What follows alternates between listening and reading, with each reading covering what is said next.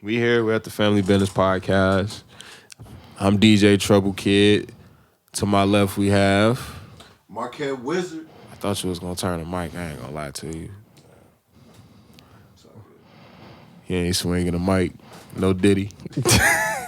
No Diddy. We got Marquette Wizard in the building. We got DJ TK in the building. You know what we doing. You know what time it is. Tell them about the guests we got in the building, man. What we doing?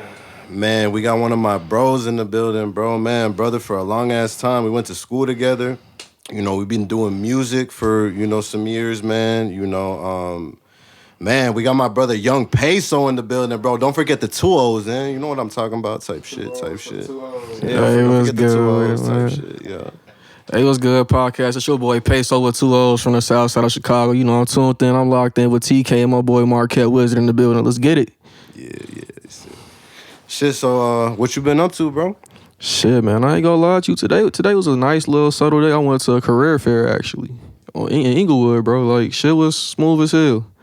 I ain't gonna lie. I've been trying to get to the bag mainly. I've been focused on getting my mind right, my spiritualness right, and my like whole money situation right, man. You know, music is the end goal at the end of the day, but you still gotta sustain life.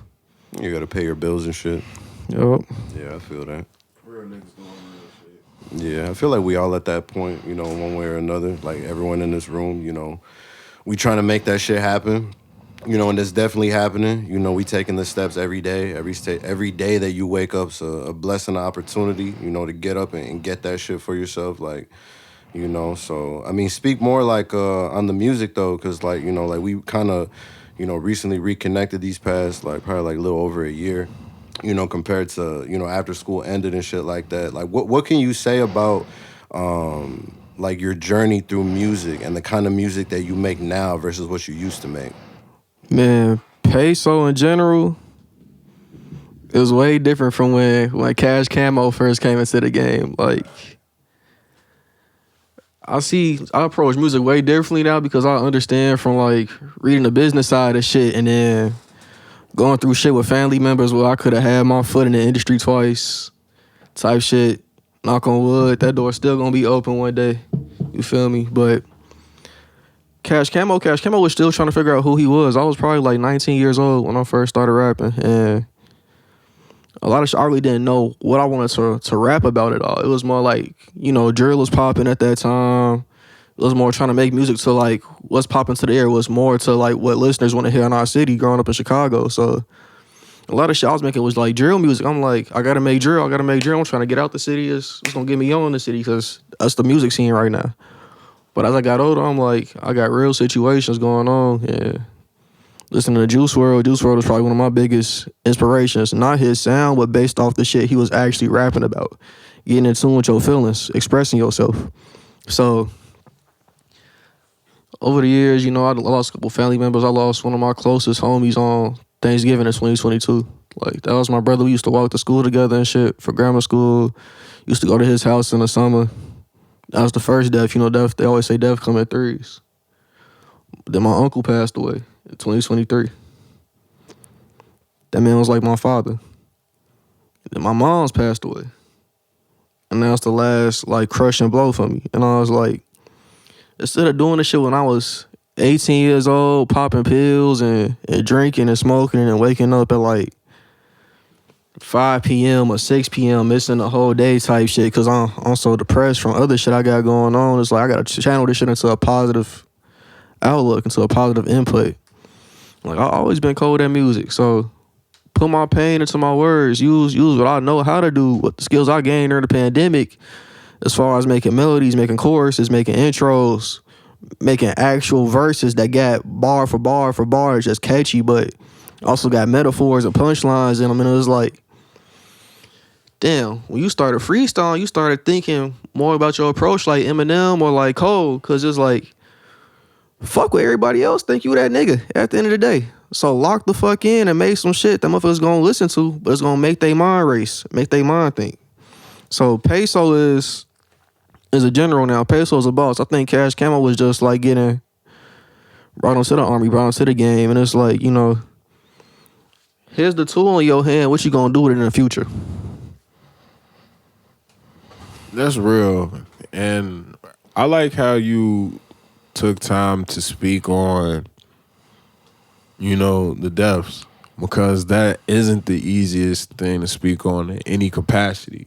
So I thank you for being vulnerable enough to share that in this space, because I think we got to learn how to talk about it more. You know what I mean? But I also think you got to learn how. It's a when you ready kind of thing too. You feel me? And the fact that you're using your art to A, tell your story, and B, like, educate somebody. You feel me? What do you think are some of the lessons that young Pesoo can teach that Cash Camo couldn't as a result of your growth? Shit, one lesson is I would say loyalty, man. Like, looking at where you placing your loyalty in certain situations. They say blood is thicker than water, but that's not the truth sometimes. You feel me?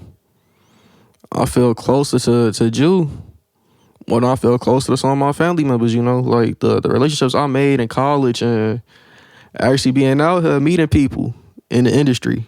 Or not that's had their foot in them, but they got the same skills as me. That's putting the same grind, same attitude, same positive mindset. And I'm like, these are people I want to be around. These are people I could actually call family because they not trying to bring me down. Or it's not no jealous situation. You feel me? So it's placing your loyalty, the time you spend. Realizing, like, when I was bored, bro, I just fuck around and be on the game all the time. I was not putting no work into this craft at all. I knew I had a gift, but I was like, the shit I'm making, it sound like everybody else shit right now. So I'm gonna just fuck off. I'm gonna go here. I'm gonna go DJ just to have fun for a day, go party. I'm gonna go play the game. I'm gonna go play basketball, even though basketball ain't my sport. I'm gonna go play football. I'm gonna go do this. I'm gonna do this and do this and do this. And then rapping start to suffer. My mic skills start to suffer. And like my writing start to suffer. So when you not putting in that effort, they say, like, to become a perfectionist or something, to become a genius or something, is how many hours you gotta put in? It was like 10,000 hours. It's 10,000 hours, right? Mm-hmm. So pandemic happened. I graduated from school. I was locked in inside my crib. Ain't shit else to do. Chaotic Eyeball Mike, my cousin, was in there. We was recording every single fucking day. Made a fucking album. That motherfucker ain't dropped, but we ain't gonna talk about that. That's another situation. But spending my time in that way instead of being in the crib and getting high and not doing shit brought young Pesoo to the forefront. Would you say that now, like, you kind of have like a routine now with what you do?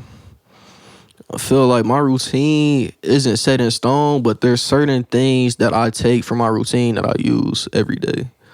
So whether it's writing, listening to a beat on BeatStars, or whether it's just going on YouTube, choosing beats and just freestyling. Just like to put some work in every day for it. So like when I freestyle, I call that going through the chops. Cause you basically trying to find your melody, your verse, or just trying to find a punchline that you could potentially use later on down the road. And that's what I just started to do now. Like, you done see me freestyle in the club before, type shit. When I was listening to other people's songs and shit, and I was like, damn, if I had that beat, I would have killed their ass on that song. Or if I had Drake beat, Drake wouldn't be around. And that's how this picture, you gotta picture yourself as being at the top at the end of the day. For Pesoo right now, Pesoo is focused on creating music, creating a collective, creating a family with this shit. Like, being around like-minded people so we could all accomplish a goal. A family right now is, I'm 25, bro. Like, I know you can start a family whenever you want to, but I feel like I'm just getting back into the prime of my life, and I feel like I just reclaimed my life after being in a dark place. Cause last summer I couldn't have as much fun as I wanted to. Being 24, like, my family was there for my 24th and 25th B-Day party, but I didn't feel like how I was when I was turned up when I was 21. Went to Atlanta when I was 21. Turned. When I went to 22, I went to Vegas. I had the times of my life, but after that, 'cause I'm letting certain situations around me change who I am as a person, What am I really gaining from these relationships if it's not helping me as a person emotionally or mentally? So I've heard you mention, you know, the life transitions. I've heard you mention dating. I've heard you mention being out with your homies. How much of this really inspires your music? Does it make it into your music? Definitely the relationship aspect has helped a lot with some of the shit I done wrote. Probably for the past, I wouldn't say this year or the year before that, but I'd say probably like 2 to 3 years prior to where I'm at now. A lot of shit was like focused on a lot of my shit that I went through with the short situation I was talking on. So shit was like apologizing because it was like, you know, you want to reach out to somebody, but sometimes you can't find the correct words to say, like, if you texted somebody. So I was doing that shit through my art, and I was like, all right, this what my apology could be, type shit. So I'm like, okay, these are the words I need to say, and this is how I'm going to express, and I finally got all my feelings out. So I was like, it was a relief for me, but at the time, my biggest enemy is my ego. I know that at this damn point, being a Leo, especially, we're very, very big ego people. So my ego wouldn't let me send that apology out to her. Even though I knew, I was like, this is probably all she was looking for the past 5 years, which is what she told me. But it's like, if I feel good at the end of the day, that's all that mattered at that point in time. It was self-fixing versus trying to fix an actual situation. And sometimes fixing ourselves is what we need the most at a certain point in time. But when it comes to the relationship aspect, if you did something wrong to somebody, you got to realize you got to fix that situation regardless. Where's the balance? Like, when it comes to a relationship, there's just, like there has to be, you have to consider the other person, like he was talking about with the other shit. But I could understand why there might be resentment, like you were saying, on both sides. It's like, if y'all willing to come together, then you can make something out of it. But like you said, like because of ego, like you didn't want to send it, or like pride, or like whatever, like you still feel that way now? So I did actually end up sending her like 2 of the songs I wrote for her. And she literally said when she read the first song, she cried because she instantly knew who the fuck I was talking about. Like, it was so many bars. Like, if you read that song, I don't think I got that song on my phone no more because I got so pissed off of her this year. But literally the bars are talking about our situation from 17 to probably about us being, say that 19, 20, we start fucking with each other. For real, on a serious note. So I think she when she finally got that, she finally understood where I was coming from for those years and why there was so much resentment. So I'm like, I'm trying to remember what I said. I said, why we always used to argue and I hate you the most? Sorry, I'm too honest, hope you moving on. That's how I felt at that point in time. Type shit. But it was another bar, like, why they always in our business? They ain't got no lives. We had hella people in our relationship trying to tell us what to do when we was kids, bro. Like just trying to push you in different directions, like hearing like what was going on and be like, oh, you feel like this or that or whatever. And I feel like that's still what kind of fucked our shit up. I mean, we didn't try to make shit better this year, and I mean, like, shit was getting better, but Pesoo is still the same old Pesoo sometimes. Like, I stepped out, did some fuck shit.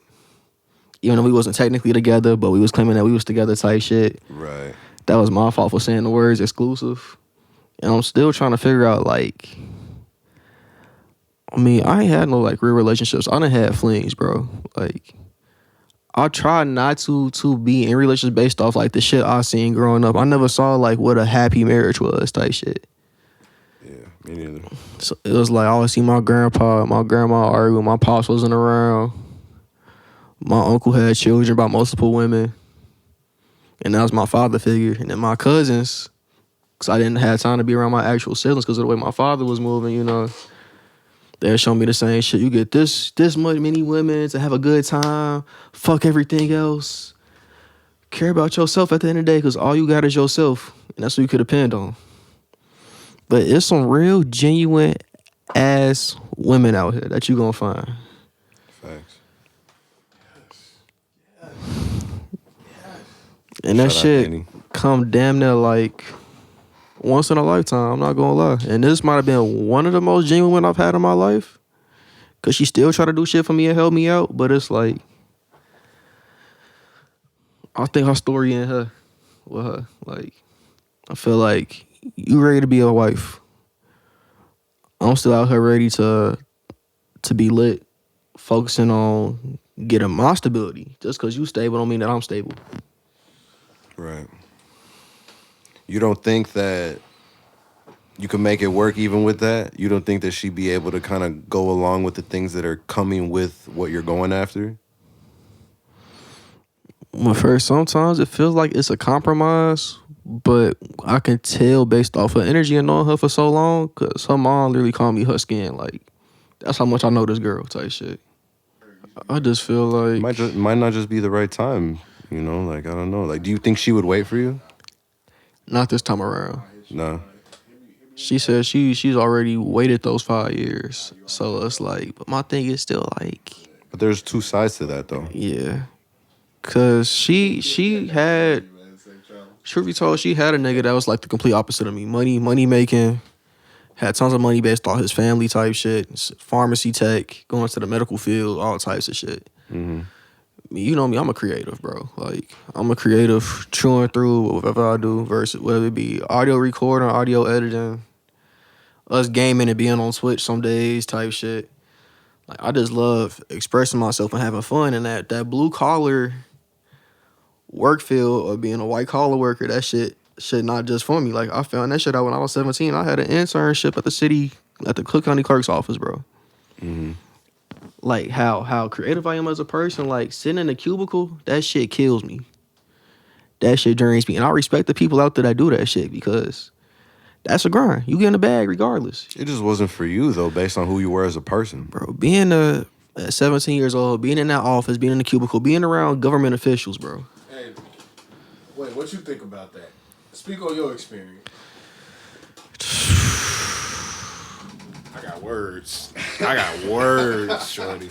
See, when you downtown and you literally Come on where with the voter registration shit come through, bro. Come on with it, bro. And you see how like they register like all districts in the city for shit, bro.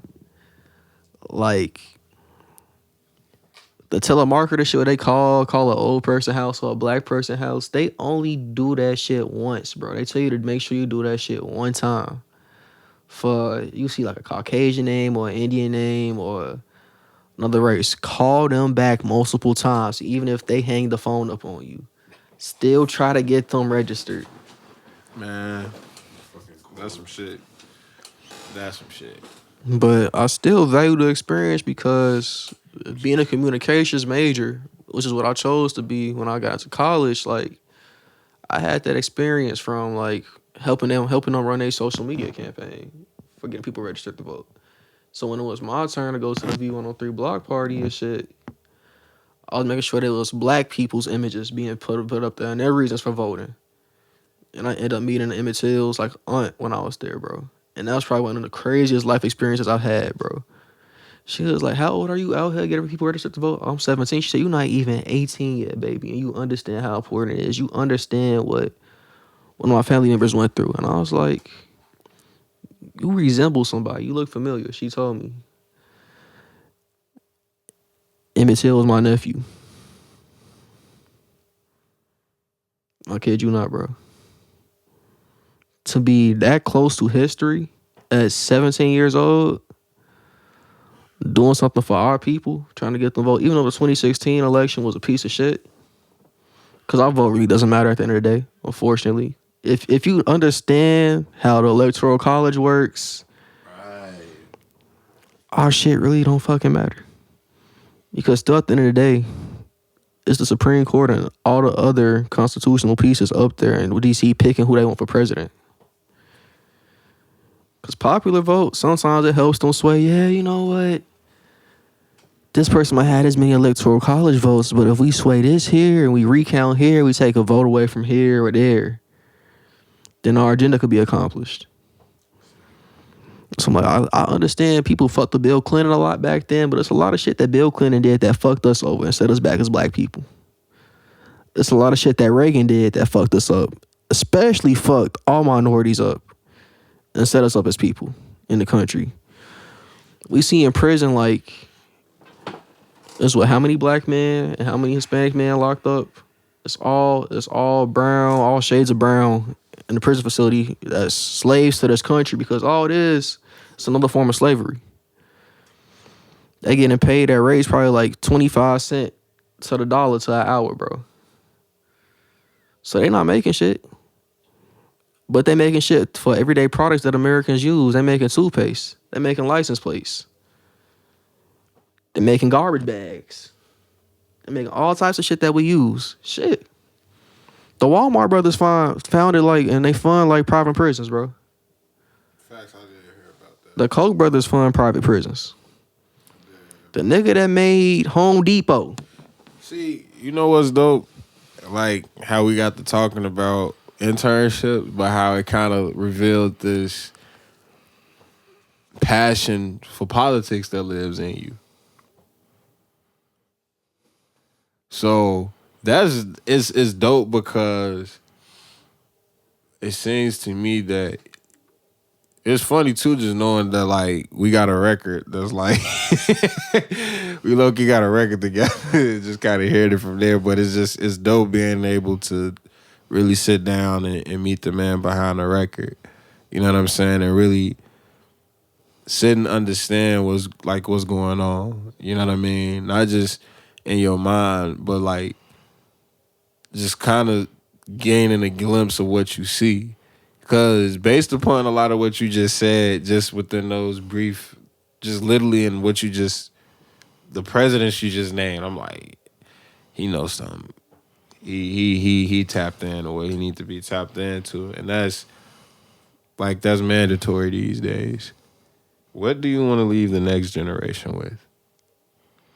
And how do you plan on using your music to leave them with it? Right now in this TikTok era of music, everybody wants 5 seconds of fame. But even when we was kids, when you understand like some of the shit that some of the people we looked up to was going through, that 5 seconds of fame really isn't worth it. It's what you put your mindset to and what you do. Sometimes the longer road of doing shit and not instant success is what's best at the end of the day. Like you can take Amanda Bynes, you could take 2 Chainz. Amanda Bynes, child star, had a lot of fucked up shit that was going on behind the scenes at Nickelodeon. They not gonna touch on that because I think she still got an NDA. But Drake Bell came out and said what the fuck was going on. Right. 2 Chainz, D1 Hooper took the college route, went through college, got his degree, end up becoming one of the coldest rappers our generation has ever seen, bro. And my thing is being true to yourself, because a lot of people emulate what they see on social media now. You got originality over going into, like our parents used to say, the crowd. Or say your friend jump off a bridge, you gonna follow them. Right. You ain't gotta do that shit all the time. Whatever's hot. Being true to yourself is what's gonna keep your mental and emotional self good at the end of the day. Because if you know that you follow your own code of ethics, whether it be you doing some bad shit, you know you doing some bad shit, but that's your code. You still following what you need personally for yourself to live your life. And I don't agree with that if it's some bad shit, but there's also the other side of the coin if you following the good code of ethics. You still following the path that's true to yourself. Being true to yourself is what matters at the most at the end of the day. I feel like that's what's gonna lead you along the path. Like being yourself will lead you along the path that you're meant to go down. And everything that's supposed to happen to you is gonna happen.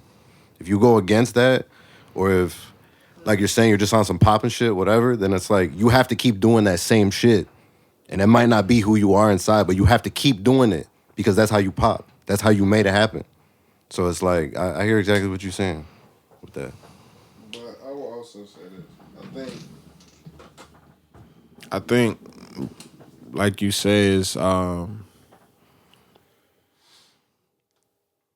think you kind of need to experience both to really like navigate it. Really, you feel me? Because you gotta like.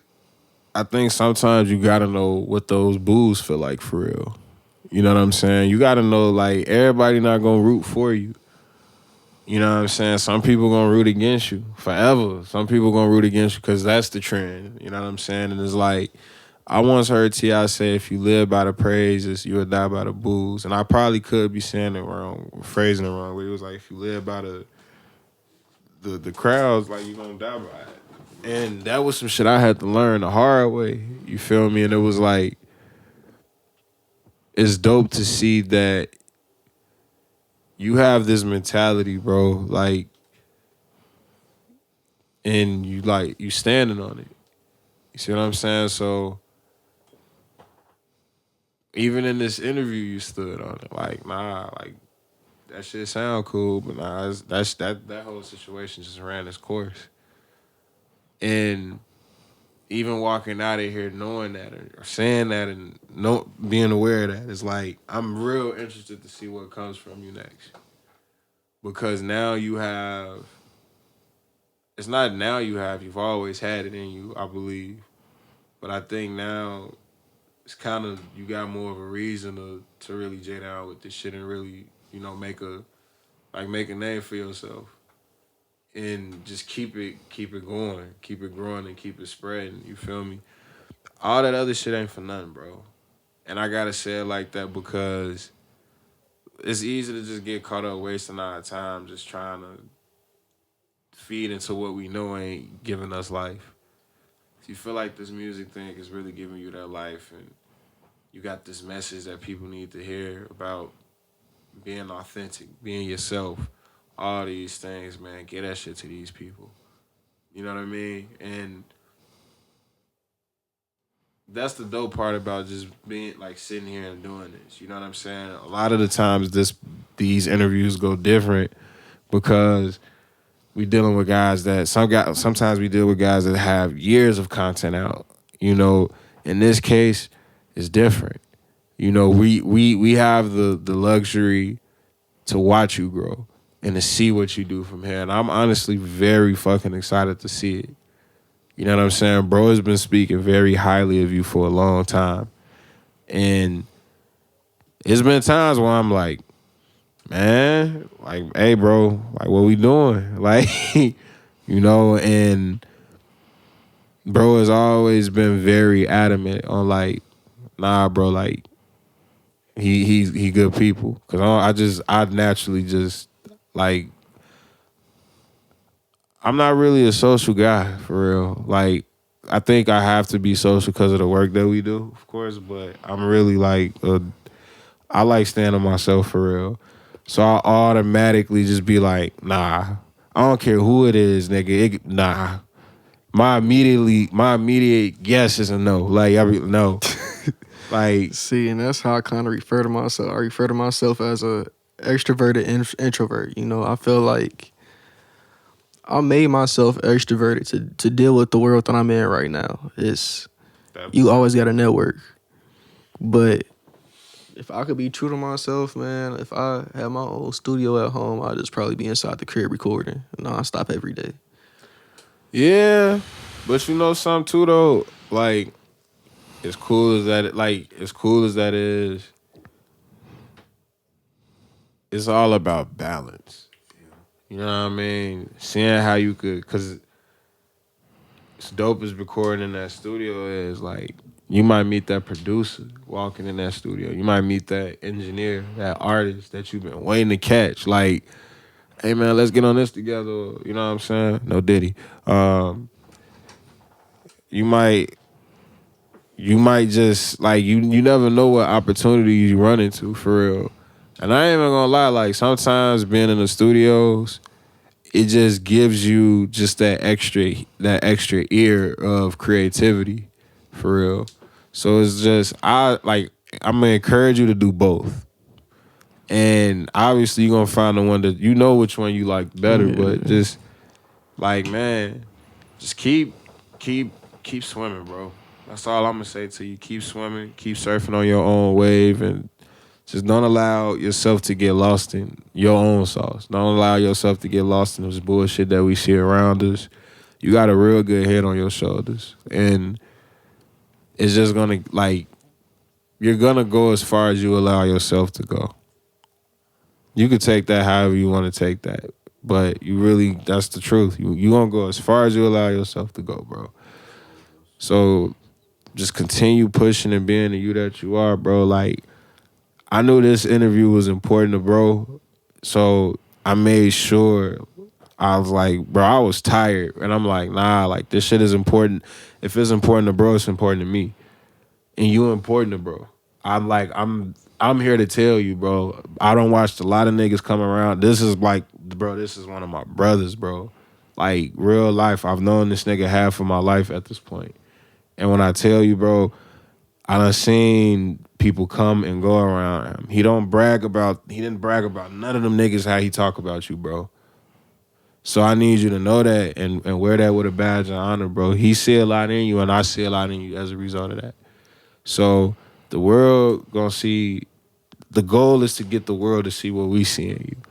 But you gotta get out here and do some work to make that happen. And we here for it, bro. Like I genuinely mean that shit. Get out here and be great, bro. Rumble.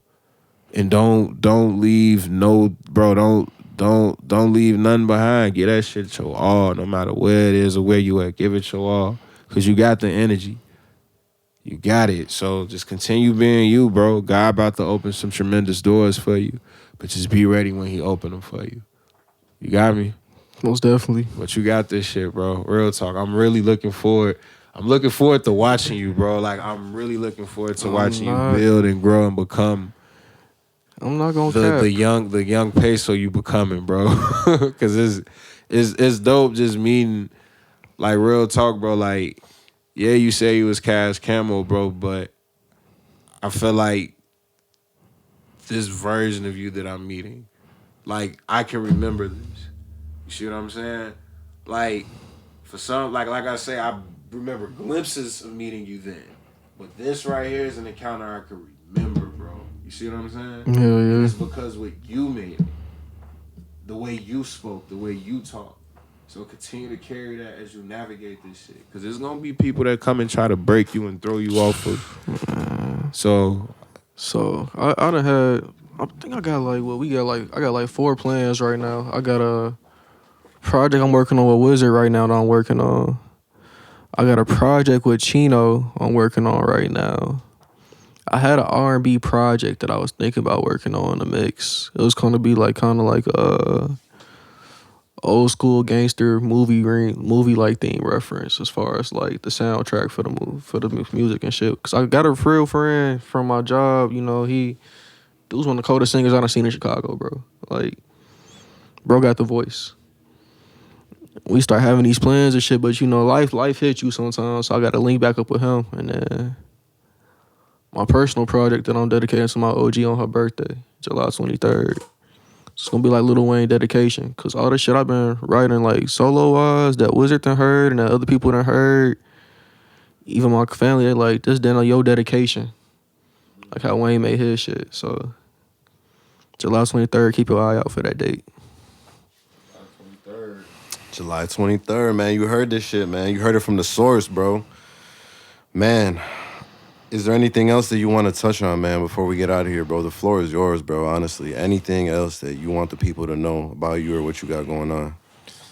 Shit, so me and Wizard, we did almost have a show last weekend. We're not gonna talk about that shit, you know. But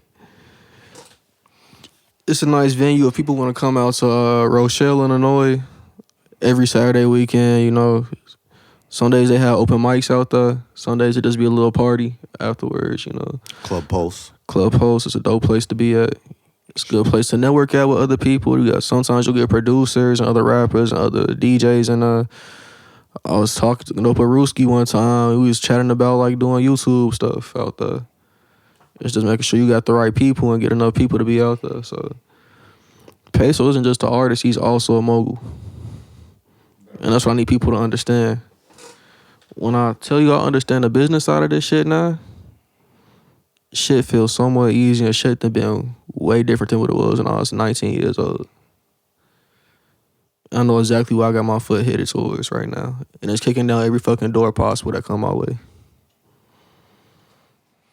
Hey, man, you heard this shit, man. You heard it, like I said, man, from the source, man. We got Young Pesoo, man. We got DJ Trouble Kid. We got Marquette Wizard, man. Until next time, yo, we out of here.